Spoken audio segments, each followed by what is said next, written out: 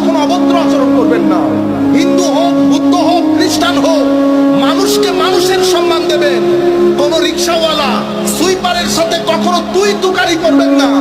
ভালো বংশের পোলাপাইন কখনো মানুষের সাথে বেয়াদবি করেন। এটা হলে কি হবে? আপনার জীবন এনার্জেটিক হবে। আপনার জীবনে দুই ধরনের এনার্জি দরকার। কয় ধরনের এনার্জি? দুই ধরনের। দুনিয়া যদি এখানে থাকেন, এখানে কিছু জিনিস তো আপনার দরকার হবে। টাকা দরকার হবে, খাওয়া